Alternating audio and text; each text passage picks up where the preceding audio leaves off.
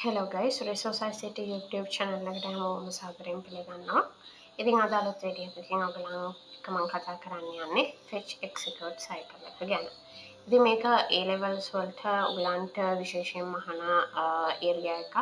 මොකක්ද මේ fetch execute cycle එක කියන එක ගැන ටිකක් හැමෝම confuse වෙන topic එකක් නිසා තමයි මම මේ වීඩියෝ එක ඔයගලන්ට කරන්න කියලා හිතුවේ. ඉතින් fetch execute cycle එක කියලා කියන්නේ අපි simply කතා කරොත් අපේ input devices වලින් අපි මොකක් හරි data එකක් input කරාම ඒක process වෙන steps ටික තමයි අපි මේ fetch execute cycle එක කතා කරන්නේ. එතකොට මේකට අපි තවත් නමක් කියනවා fetch decode execute cycle කියලා. මෙතනදී වෙන්නේ ඇත්තටම අපි one Neumann architecture එක ගැන කලින් කතා කරලා ආවා. බේසික් කම්පියුටර් එකේ ආකිටෙක්චර් එක මොකක්ද කියන එක. ඉතින් ඔයගලන්ට කලින් වීඩියෝ එක මතක ඇති කියලා මම හිතනවා. ඉතින් එතනදී මම කතා කරා කොහොමද අපි ඉන්පුට් එකක් දුන්නාම කම්පියුටර් එකට ඒක මේන් මෙමරි එකකින් රෙජිස්ටර්ස් වලට පාස් කරලා එතනින් කොහොමද ප්‍රොසෙසින් වෙන්නේ කියන එක. එතකොට මේන් මෙමරි එකෙන් අපි ඉන්ස්ට්‍රක්ෂන් එකක් රෙජිස්ටර්ස් through control unit එකට fetch කරනවා ඉස්සරලම. තර ෆෙච් කරනවා කියලා කියන්නේ ඉන්පුට් කරනවා එහෙම නැත්නම් ෆීඩ් කරනවා වගේ. right? අපිට ඉන්ස්ට්‍රක්ෂන් එකක් ෆීඩ් කරන්න පුළුවන්. එතකොට මේ ෆෙච් කරන ඉන්ස්ට්‍රක්ෂන් එක control unit එකෙන් decode කරනවා. decode and encode. එතකොට මේ words දෙක අපිට IT වල ගොඩක් වෙලාවට use වෙනවා decode and encode. decode කරනවා කියලා කියන්නේ අපි මේක binary codes වලට encode කරලා යවන්නේ. එතකොට මේ binary code එක මොකක්ද කියන එක මේකේ මොකක්ද කරන්න ඕන ඔපරේෂන් එක කියන එක ඩිකෝඩ් කරගන්නවා control unit එකෙන්. අපිට මේක in deep කතා කරොත් මෙතන මේකේ opcode එකයි operand එකයි කියලා දෙකක් ගැන කතා වෙනවා. එතකොට opcode එකේ තමයි තියෙන්නේ මොකක්ද කෙරෙන්න ඕනි කියන එක. ඔපරේෂන් එක මොකක්ද කියන එක. උදාහරණයක් විදිහට කිව්වොත් අපි numbers දෙකක් input කරනවා ඒක add කරන්න කියලා. එතකොට operation එක හැම වෙලේම වෙන්නේ add කරන්න කියන එක. එතකොට data එකට අපි කියනවා operand කියලා. අපි යවන data එක. ඉතින් මේ ඒ විදිහට මේ binary codes decode කරගන්නේ control unit එකේ help එකත් එක්ක. ඊට පස්සේ ALU එක arithmetic and logical unit එකෙන් තමයි මේවා execute කරන්නේ. එතකොට මම හිතනවා ඔයාලට දැන් මේ මෙතන මම පෙන්නලා තියෙන diagram එකේ ඕක පැහැදිලිව පේනවා. main memory එකෙන් fetch කරනවා control unit එකට data එක. එතකොට control unit එකෙන් මොකද කරන්නේ? ඒක decode කරගන්නවා. ඊට පස්සේ එයා ඒක ALU එකට යවලා ඒ අදාළ data එකට මොනවද කරන්න ඕනි කියන එක බලලා ඒක execute කරනවා. ඊට පස්සේ execute කරලා ඒක නැවතත් result එක store කරන්න කියනවා main memory එකට. ඒ කියන්නේ අපේ RAM එකට. ඔන්න ඔය සරල process එක තමයි fetch decode execute cycle කියලා අපි කතා කරන්නේ. ඒතර මේක සැරෙන් සැරේට සිද්ධ වෙනවා. එක process එකකට instructions ගණනාවක් තියෙන්න පුළුවන්. එතකොට මෙතනදී පළවෙනි cycle එක ගිහිල්ලා එක instruction එකක් complete කරලා ඇවිල්ලා ආයි බලනවා තව මොනවා හරි instructions තව මොනවා හරි opcodes තියෙනවද process කරන්න කියලා. එහෙම තියෙනවා නම් නැවත මේ cycle එක execute වෙනවා. ඔන්න ඔය විදිහට මේක cycle එකක් විදිහට තමයි execute වෙන්නේ. ඒ විදිහට තමයි process එකක් වෙන්නේ computer එකේ. මේ හරිම සරල විදිහට තමයි මම fetch execute cycle එක ගැන කතා කරේ. මේකට තව complex විදිහට අපි කතා කරනවා නම් මේකේ තියෙනවා program count එක කියලා. program count එකෙන් තමයි processors වලට memory address දෙන්නේ. මේ වගේ තවත් කොටස් ගොඩක් තියෙනවා. නමුත් මම A levels වලට අවශ්‍ය වෙන ටික කෙටියෙන් සරලව තමයි මේකේ explain කරේ.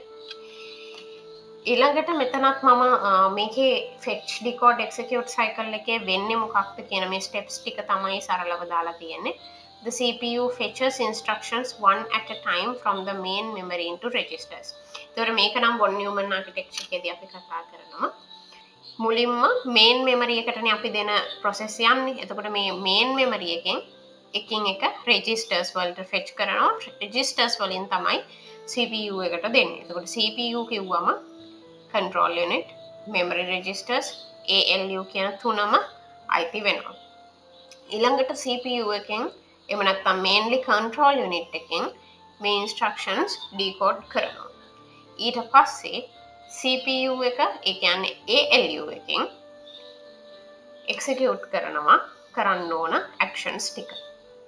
ඔන්න ඔය විදිහට තමයි fetch execute cycle එක basically function වෙන්නේ.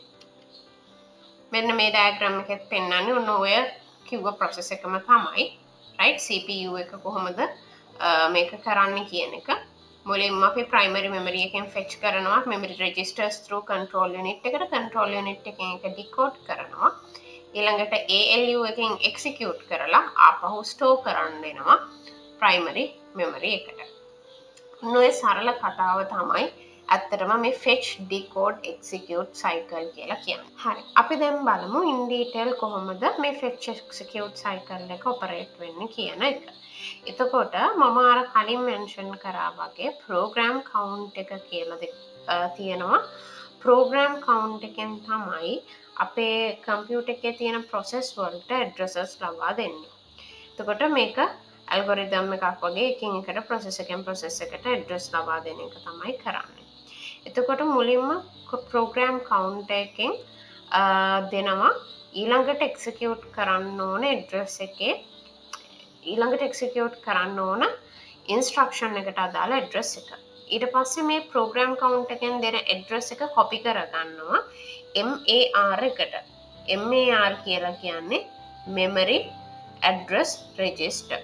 right memory address register එකෙන් මේක check කරලා ඊළඟට අදාළ instructions ටික මේ program count එකට අදාළ data එකේ instructions ටික copy කරගන්නවා MDR එකට. data ටික තමයි මේ copy වෙන්නේ. ඊට පස්සේ data register වලින් කරන්නේ ඒක instruction register එකට pass කරනවා. data registers වලින් instruction registers වලට pass වෙනවා. එතනදී ඊළඟ step එක විදියට program count එකේ ඊළඟ address එකට shift වෙනවා. ඒ කියන්නේ incremented by 1 කියලා කියන්නේ ඊළඟ instruction එකේ address එකට program count එක shift වෙනවා. ඊළඟට මොකද වෙන්නේ මේ instruction එක decode කරලා execute කරනවා. එතකොට මෙන්න මේක තමයි සරලවම සිද්ධ වෙන්නේ fetch execute cycle එකේ. එතකොට අපිට මෙතනදී කියන්න පුළුවන් මෙන්න මේ මුලින් අපි කතා කරපු steps පහම fetch එකට අදාළවයි සිද්ධ වෙන්නේ. ඊළඟට decode සහ execute වෙනවා අවසාන වශයෙන්. මෙතනදී මම නැවත වතාවක් මේක explain කරන්න. program count එකෙන් store කරගන්නවා ඊළඟට execute වෙන්න තියෙන instruction එකේ address එක. ඊළඟට ඒ address එක copy කරනවා MAR එකට.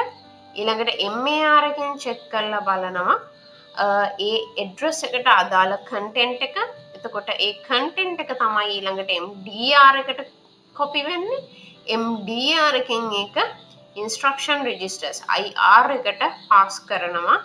ඒක instruction register එකට අවශ්‍ය data එක pass වෙනවත් එක්කම program count එක ඊළඟ instruction එකේ value එකට increment වෙනවා. ඒතර ඕක තමයි fetch කියන්නේ. ඊට පස්සේ decode කරනවා. right control unit එකෙන් මේක decode කරලා ඒක execute කරනවා ALU එකේ. ඉතින් මේ in detail අපි පොඩ්ඩක් කතා කරේ. එන්නේ ඒ process එකම තමයි මේ diagram එකේනොත් පෙන්නලා තියෙන්නේ. right මේ diagram එක චුට්ටක් අපි prefer කළොත් program count එක තියෙනවා එකකින් මේක increment වෙනවා කියලා මෙතන පෙන්නලා තියෙනවා. MAR එක තියෙනවා memory address register එක. right program count එකෙන් මේක MAR එකට යනවා. ඊළඟට MAR එකෙන් ඒකේ address bus එක through මෙතන check කරනවා main memory එක check කරනවා. ඒක data bus එකෙන් data එක අරගන්නවා. right මේ copy වෙන්නේ MDR එකට data register එක මෙතන. ඒක කොටස් දෙකකට එනවා මම මුලින්ම සඳහන් කරා වගේ opcode එකයි operand එකයි. opcode එකේ තමයි මොකක්ද අපිට කරන්න ඕනේ කියන instruction එක තියෙන operand එක කියන්නේ data එක.